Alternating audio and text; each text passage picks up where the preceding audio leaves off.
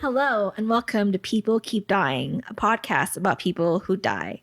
I'm your host, Angela, and today I'm joined by my sister-in-law, Eden, who lives more of a cleaner lifestyle than I do. So Accurate. I chose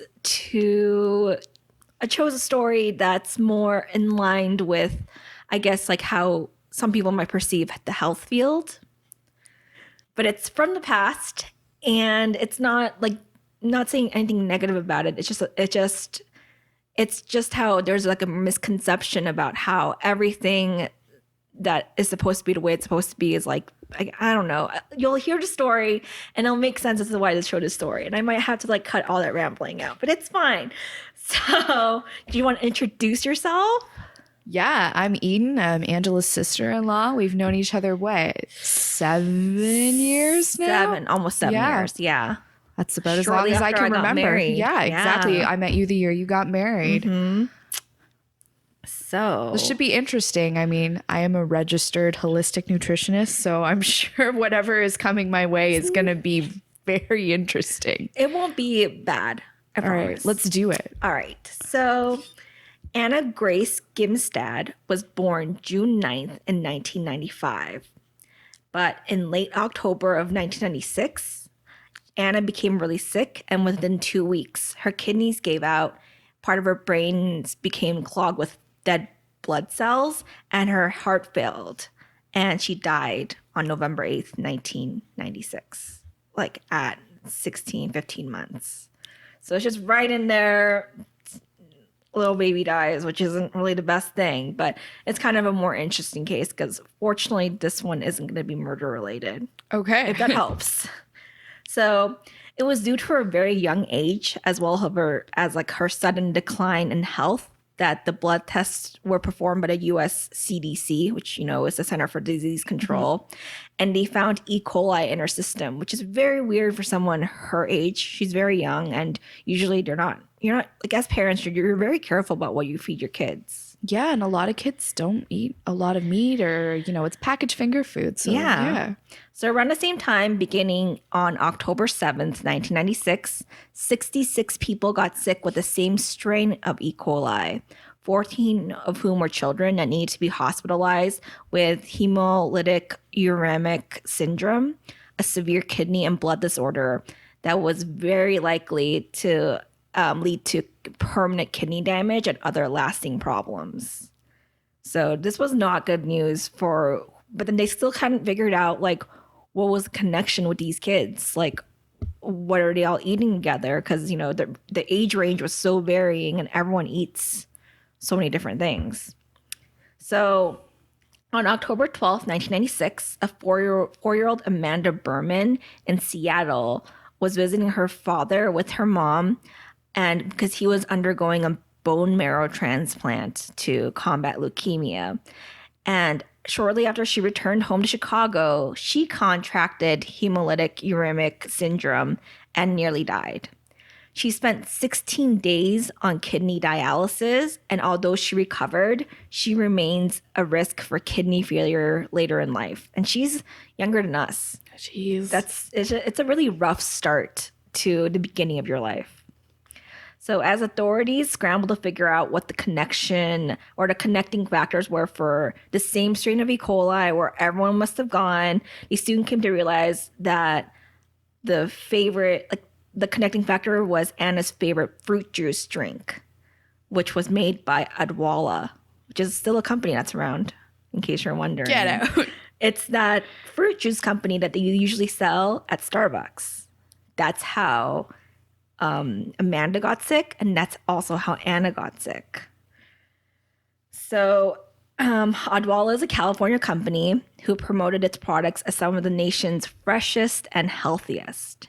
And this is because Odwalla's apple juice was unpasteurized, because the company declaimed that the process of pasteurization alters the flavors and destroys at least 30% of nutrients and enzymes in fruit juice, which I have heard I've heard in a lot of blogs and other people who are a little bit more holistic, who are all about like raw foods, which is why I thought this story would kind of like meet you a little bit more, because it's like it's not bagging on raw foods in any way. It's just that you can get sick if You you're can not definitely careful. get sick. And I think people who are immune suppressed, like if you have cancer or if you have a small Very child, young, yeah. I mean, if you get sick, you're going to get really, really sick. And you don't realize it because you think to yourself, like, as an adult, if you drink something unpasteurized and you get like a certain strain of a disease, sometimes you get Yeah. stronger from it because your immune system fights it so well. But usually children don't have that. I mean, I definitely think that the techniques that we use to package those types of products, it's changed drastically in our Since lifetime. 90s, yeah. I mean, they have a lot of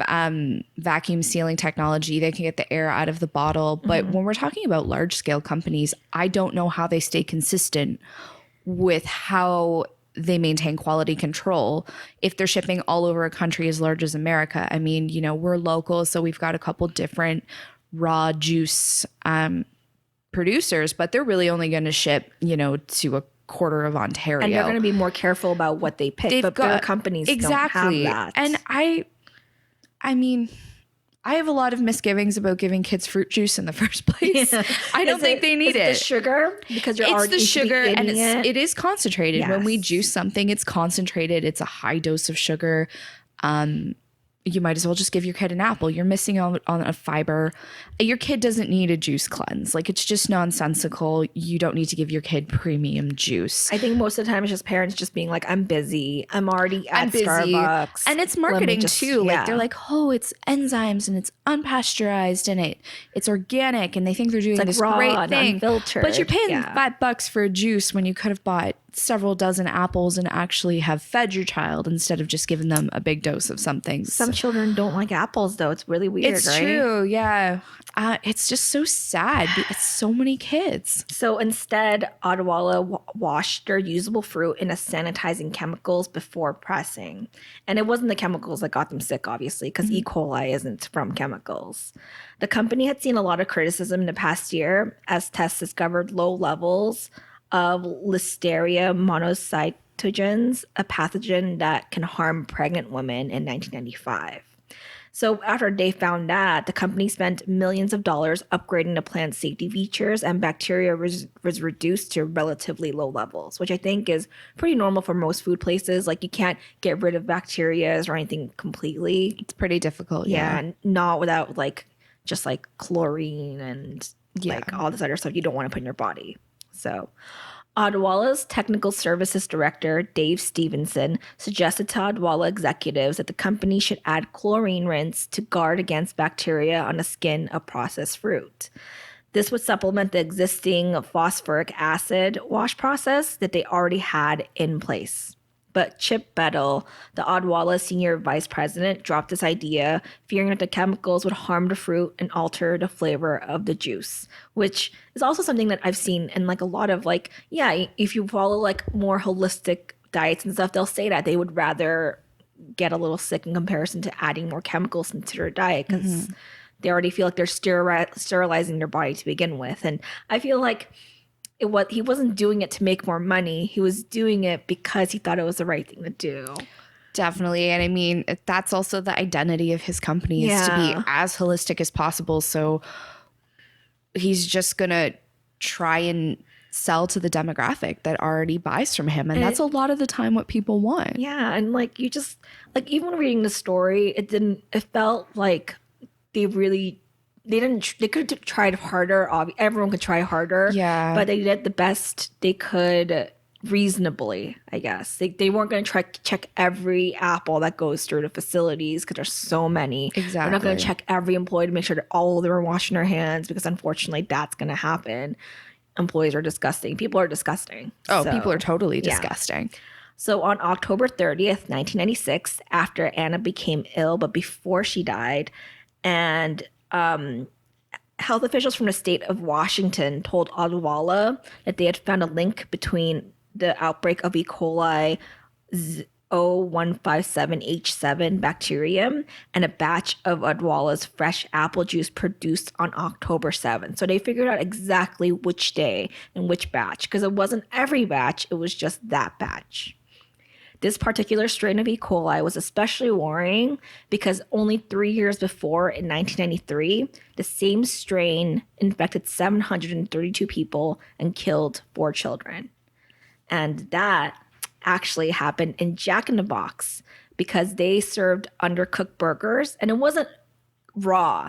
It was just that in Washington, they're required to cook their beef to 155 degrees Fahrenheit, which is a necessary temperature to kill bacteria. But they instead chose to follow the federal law, which only required beef to be cooked to 140 Fahrenheit. And those 15 degrees is what kept the E. coli huge. in I mean, you the grew up beef. in America and I grew Yeah. up in Canada. So when we go stateside and they're like, how do you want your burger? I'm like, no one's ever asked me that Yeah. before.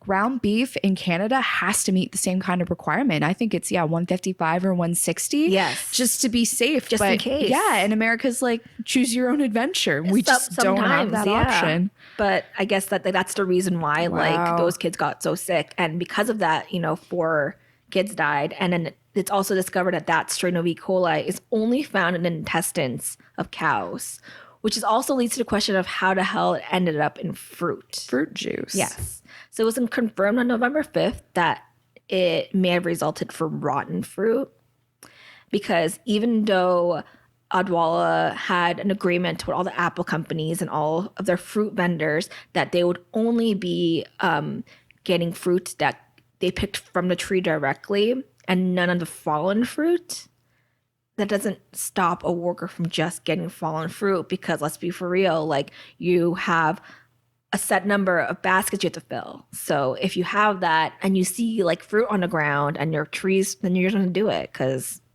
you don't think you don't think you're going to you're going to kill someone from that. No, I wouldn't. I No. mean, I've definitely gone apple picking and eaten it off the ground. And eaten off the ground before. And I just never think of that. But it's like immune systems for children are so different. So, and they think that was the possible source for the E. coli. It was confirmed on November 15th that the bacteria had to have come from outside the factory, as the inspection done found no evidence of E. coli contamination in the facility. Because, they have to figure it out. Like they still actually haven't figured out exactly how it got there. So that's kind of worrying too. But I think it probably is like, whatever there's fruit, there's going to be deer. There's going to be like wildlife running around, pooping on the ground. And if any of the apples fall or any of the fruit falls on the ground, and then they like purify that, even if after a clean, some of the bacteria stays. And you only need a little bit to get someone really sick. So the outbreak came to a surprise to Odwalla supervisors, and the plant had to be inspected by, it's because like the plant had been inspected by the FDA 3 months earlier, and they were not aware that E. coli bacteria could grow in acidic chilled apple juice. Like they didn't realize that, because usually you associate, like nowadays we associate E. coli with literally everything because the romaine lettuce scare and everything. Exactly. But back then they just assumed that it always came from burgers or raw meat. That's how people usually died. So they didn't know about it. So Odwalla immediately voluntarily recalled 13 products that contained apple juice from 4,600 stores. Wow. Carrot and vegetable juices were also recalled the following day, just in case, because they were processed in like the same line. So that just in case there was any cross contamination, like it's just safer to get rid of everything. So the recall cost the company $6.5 million and took 48 hours to complete, with almost 200 trucks being dispatched to collect the products. Because you have to reimburse all your vendors too, especially if you want to keep, if you want to keep their business Yeah. at a future date. So as a direct result of this, Odwalla's stock fell by 40%, and sales of its products dropped by 90% because they lost they took everything off the shelves. So steep. And it was at the end of the fiscal, like it's end of the year. So, Yeah, shareholders would be pissed. but I mean, I do have to admit that it's one of those times where I'm really glad a company just did the right thing. Yeah, I mean, didn't fight it. Exactly. I mean, I feel like product recalls in the last 5 to 10 years too. I mean, gone crazy. It's crazy. I mean, companies will do it, but it definitely begs the question if we've allowed food to get so big that we can't really keep tabs on it. Yeah. Because, companies will ship all over the world. Or I feel like nowadays we just know what gets us sick more. Because before, Yeah. if flour had E. coli in it, we just didn't know. It's so interesting that it hurt them so badly. And I mean, they just did a recall of Jane's chicken strips not that long ago. And they're still around. And they're still on the market. And I don't Yeah. think it hurt them any. So at least at least if something happens, I don't know if it really impacts consumers now the same way as it did then. I think it depends on what it is, especially if it's like a voluntary recall. People are more likely to be more forgiving. Exactly. I mean, it's definitely something, you know, I'm taking a business course and they discussed Maple Leaf. I mean, they had that huge recall and people got sick and died. But at the end of the day, they're still around because the company stepped up to the plate and they said, yeah, we definitely messed up. Let's recall it all. I'm always weirded out when I see like potential salmonella on like raw chicken though, because I'm like, aren't you supposed to cook a chicken anyways? You are. I feel like it's a sticker insurance on people who aren't very good at cooking or they're not smart enough Just to in know. case. I think chicken's one of those things where you be very careful. You should be careful. Yes. But I mean, there's always that one person who didn't learn how to cook until they're 30. Japan, you can get chicken sashimi. So missed the boat on that one. You can ask your boyfriend next time to do it. So the company ended up having to lay off 60 workers and posted a $11.3 million loss. And a takeaway from this was that the outbreak happened because Odwalla sold unpasteurized fruit juices, even though the standard in the juice industry was to pasteurize all your juices. And like nowadays we have more options. You can get unpasteurized, you can get pasteurized, whatever. I think it's more about like knowing. I don't think I would ever give my child that, but I wouldn't have known that in 96 because how would you? Now it's like after something really terrible happens is when you start learning different things, which is exactly sad because someone has to die for you to change. It's true. Habits. I mean, that's usually something really terrible has to happen before anything happens. I mean, that's how you end up with a lot of worker health and safety laws. Somebody lost a foot or, you know, a finger and then they change it. No one thinks ahead. Yeah. And we can't always foresee a problem until there is one. I mean, I think nowadays the bottom line is if you have a child under 5, pasteurize it, or if you want to do raw, make it at home. I mean, there've been some wash everything in like vinegar. Wash everything. I think, right? It's vinegar and water, right? Exactly. And your child, I mean, they'll eat when they're hungry. Yeah. You don't have to worry about it. And what this company was doing, I don't know if there was the technology to keep it clean because we're talking 20 years ago. Yeah, this was like pasteurization was still around, but then I mean, really, you could think that their idea was kind of revolutionary for the time. I mean, we think you can go into a grocery store and you can get unpasteurized honey and juice and cheeses and yogurts, and that wasn't very common, but I think the processing and the testing is better than it would have been previously. Then, yes. Yeah. And I think it was just different because you never, like, I don't think people ever thought to check for E. coli in vegetables before either. Like who would have thunk it? No. But yeah, it is really common now. I think CNN ran a story 5-ish years ago about listeria, and the woman got it from cantaloupe. She was pregnant. She thought she was eating really healthy and doing the right thing. She ended up being very sick, and it almost cost her child's life as well. I mean, that's cantaloupe. And I mean, listeria is scary because you don't even need contact from an animal product. It just grows on moisture. And on top of that, it's cantaloupe, so it's not like it had direct contact with anything. You cut that rind off before you eat it, so it's like don't eat anything. Yeah, just get on the IV immediately. Yeah, just straight liquids from now on. No, not even liquids. I don't even know. Not water either, depending on where you're living, because you don't want to be in Flint, Michigan drinking water because that can really screw you over. It's a mess. So the lack of pasteurization and numerous other flaws in its safety practices resulted in Odwalla being charged of 16 criminal counts of distributing adulterated juice. And Odwalla pled guilty and fortunately didn't fight it because I would have been more mad if they did. And they were fined $1.5 million, which was at the time the largest penalty in a food poisoning case in the United States. Wow. The company donated $250,000 of that fine to fund a research in preventing foodborne illnesses. Obviously, the judge had to agree to that, but yeah. Odwalla also roughly spent $11 million settling about a dozen lawsuits from families whose children were infected. But interestingly enough, the only person who died, her family and his family, didn't refuse to sue them. Completely refused to. Because I think they understood fundamentally that like Odwalla didn't mean any harm. It's just a brutal, awful accident. And I think too, I mean, they know that's not going to fill the void of losing their baby. But I do understand why parents with children living with that problem would need to sue. I mean, especially in the US. If you have kidneys and like you're going to need that fund available to pay for medical care, possibly for the rest of your life, which is really frightening. So the company instead chose to pay for development of a park in Anna's name, which I thought was really cute. Yeah. It's in Greeley, Colorado, which is where she lives, or she lived, and it's called the Anna Grimstad Memorial Park.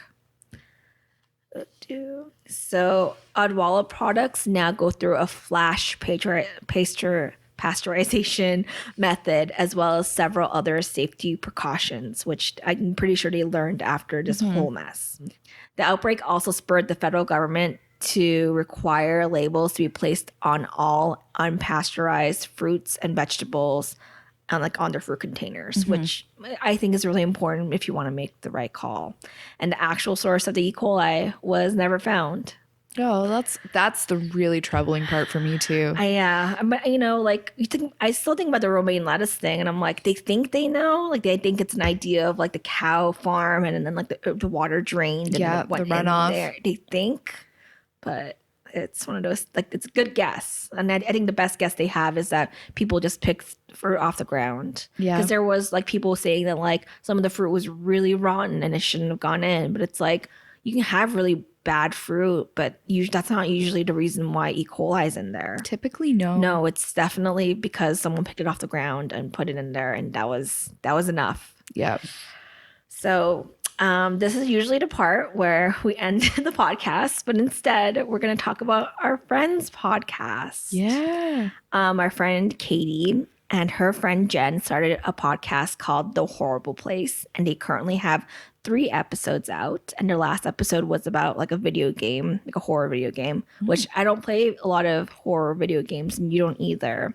No, I mean, I would be up all night having nightmares. Yeah, so they're stronger than us. They're stronger-willed women. Yes, they're better at like that kind of stuff than we are. I'm really bad at jump scares, and I know you are too. I'm bad at all scares. Yeah. You know me. Everything scares me. So if you listen to this true crime podcast and like the kind of horrifying things that happen, but also want to hear more different horrifying things, you can head over to thishorribleplace.com and listen to their podcast. It's going to be good. Right? And I'd also like to thank, because this is my first time back or second time back by myself with just guests. So I'd like to thank the couple of podcasts have been very helpful to me, keeping my mental health intact online. Murder on Our Mind podcast, the Dark Roast podcast, and Undercover Coven have always been there for me. And I really appreciate the small community of true crime podcasts out there that we support each other, especially when everyone is around to tear us down. So I really appreciate it. But I guess until next time, hopefully I'm not dead. But if you die, I promise I'll talk about you. I want all the graphic details. I'll give all the graphic details about your death. Hopefully it won't be like boring, like you fell. Oh, no. It's going to be disgusting. You're going to get hit by another car. Yeah, I'm going to get hit by another car. Yes, and then they'll be way more interesting that way. Thank God. And if you like us, whatever, comment, review. Our email is peoplekeepdying@gmail.com. And if you would like to be a part of my podcast, you can email me and let me know. And maybe I'll see you soon too. So